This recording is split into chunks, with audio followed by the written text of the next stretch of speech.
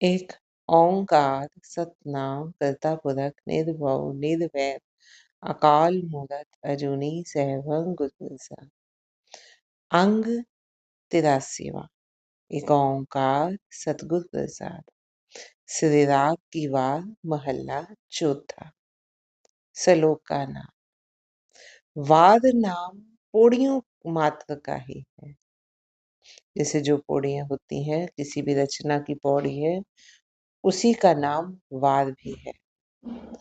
और जो श्लोक हैं वो पहले तो वारों से अलग थे, परंतु जब गुरु अर्जन देव जी ने सभी पौड़ियों का गुंथन किया तो जहां जैसी जैसी पौड़ी थी वैसे ही श्लोक मिलाए, और जहां कहीं पौड़ी के साथ श्लोक नहीं मिलता था वहां उन्होंने श्लोक की रचना करके नया ही उच्चार कर वहां रखा है। आगे भी ऐसे जितनी ही वार है उन सब में भी ऐसा ही है। श्लोक महला तीजा। रागा विच श्री राग है जे सच धरे प्यार। यदि सत्य के साथ प्रेम बढ़ाने को उत्साहित करे तो रागों में श्री राग श्रेष्ठ है। यदि वो प्रेम को बढ़ाने वाला पर प्रेम बढ़ाने के लिए उत्साहित करे तो फिर श्री राग सबसे श्रेष्ठ राग है। सदा हर सच मन बसे नेचल मत अपार। तब सदैव सत्य प्रभु मन में बसता है और अपार स्थित मत ही प्रदान करता है। प्रेम को बढ़ाएगा और फिर प्रभु मन में बसता है, उस प्रेम से ही प्रभु मन में बसता है और अपार स्थित मति प्राप्त होती है। रतन अमोलक पाया गुरु का शब्द विचार। शब्द गुरु का चिंतन करने से ही परमात्मा रूपी अमूल्य रत्न प्राप्त होता है। जिह्वा सच्ची मन सच्चा सच्चा शरीर आकार। व्यक्ति की जीभ मन एवं शरीर अर्थात मानव जन्म ही सफल हो जाता है। पहले बोल सच्चे हुए, फिर मन सच्चा हुआ। प्रभु का नाम जपते जपते जपते पहले जुबान पर है, फिर वो अंदर भी जाने लगा, मन में बस गया। प्रेम जो कम था अब वो प्रेम अपार प्रेम में बदल गया, और जिससे शरीर अब स्वस्थ हो गया, शरीर सुधर गया, अर्थात मानव जन्म ही सफल हो जाता है। नानक सच्चे सतगुरु सेविये सदा सच व्यापार। परंतु हे नानक, सत्य का व्यापार तभी हो सकता है जब सच्चे सतगुरु की सेवा की जाए। महला तीजा। होर बिरहा सब धात है जब लग साहिब प्रीत न हो। जब तक साहिब परमात्मा से के साथ प्रीति नहीं लगती, प्यार नहीं लगता, तब तक अन्य सभी प्रेम नाशवान है।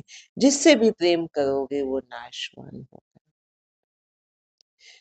सिर्फ एक परमात्मा से किया गया प्रेम अविनाशी है कि उसका नाश नहीं हो सकता, क्योंकि जिससे हम प्रियतम, जो हमारा प्रियतम है उसमें वो ना कहीं जाता है ना आता है, ना उसका जन्म होता है ना मृत्यु है। वो सदा स्थायी है, सदा स्थिर है, अटल है। तो उससे किया गया प्रेम भी फिर अटल है। उसके अलावा अन्य किसी के साथ भी प्रेम बांधा जाएगा वो नाशवान होगा।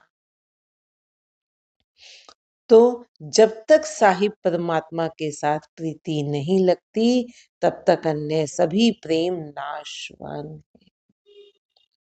एहो मन माया मोहिया वेखण सुनन न होए। माया में ये मन, माया में लीन ये मन प्रभु को देख और सुन नहीं सकता।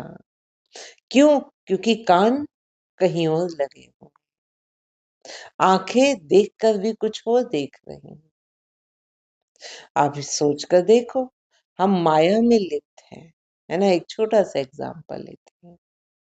कहीं दूर एक तरफ भजन चल रहा है, एक तरफ गाना चल रहा है।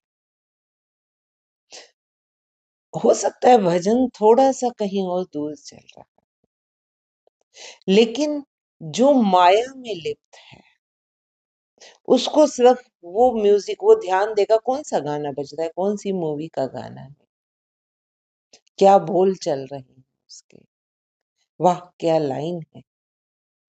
और जो प्रभु से प्रेम करता है ना, जो प्रभु से बंधा हुआ है, जो प्रभु को जिसने मन में बसाया हुआ है, वो फिर उस म्यूजिक की तरफ ध्यान नहीं देगा जो गाने बज रहे हैं, जो फिल्मी गाने बज रहे हैं। वो दूर से जो धीमी धीमी आवाज आ रही है ना, उस पर कान लगाएगा कि वो जो बज रहा है ना शब्द, वो जो भजन बज रहा है, उसके बोल क्या है, क्योंकि उसमें परमात्मा का गुणगान हो रहा है कहीं। वो उसमें और कान ध्यान से लगाएगा कि मुझे वो सुनना है कि वो क्या है, और वो सुन भी पाएगा। क्यों? क्योंकि ध्यान उधर है। अब ऐसे ही आंखें देखती कुछ और है, माया में लिप्त है तो माया को ही देखती है। कोई आपको कहे, आप कहो कि सत्संग जाना है, मुझे तो मंदिर जाना है, और कोई कहे चल चल आज फिल्म देखने चलते हैं, आप फट चल पड़ेंगे। कोई ना, मंदिर तो हम कल चले जाएंगे, आज ये प्रोग्राम बन रहा है, आज हम यहाँ जाते हैं। क्योंकि माया का प्रभाव इतना ज्यादा है। माया में लीन यह मन प्रभु को देख और सुन नहीं सकता। परंतु ये अंधा मन भी बेचारा क्या करेगा। सह देखे बिन प्रीत ना उपजे, अंधा क्या करे। परंतु ये अंधा मन भी क्या करे, उस परमात्मा रूपी पति को देखे बिना उसका विश्वास नहीं बनता, है ना। इसमें भी कसूर नहीं है जो माया में लिप्त है। जब तक परमात्मा को, जब तक आप किसी चीज को देखते नहीं हो, अनुभव नहीं करते, तब तक उससे प्यार नहीं होता। जब तक परमात्मा को समझा नहीं, देखा नहीं, महसूस नहीं किया, तब तक प्यार नहीं हो पाता। ये अंधा जीव भी बेचारा क्या करे, उसका विश्वास नहीं बनता, एक संशय बना रहता है, परमात्मा है भी सही या नहीं। नानक जिन अक्खी लितिया सोई सच्चा दे। हे नानक, जिस प्रभु ने इनकी ज्ञान की आंखें ले ली हैं, वही सत्य स्वरूप प्रभु उन्हें वापस दे सकता है। पौड़ी। हर इक्को करता एक इको दीवान हर। एक ही प्रभु करता है, करने कराने वाला एक ही प्रभु है, और उस एक प्रभु का ही सबको आश्रय है।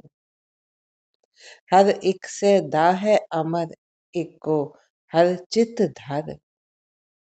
एक प्रभु का ही हुक्म चलता है, इसलिए केवल उस एक परमात्मा को ही हृदय में धारण किया जाना चाहिए। हर तिस बिन कोई नाही, डर भ्रम भव दूर कर। उस परमात्मा के अतिरिक्त अन्य कोई नहीं है, इसलिए हे जीव, तू सारे भ्रम और भय को दूर कर दे। हर तिस्से नु साला, जे तुध रखे बाहर घर।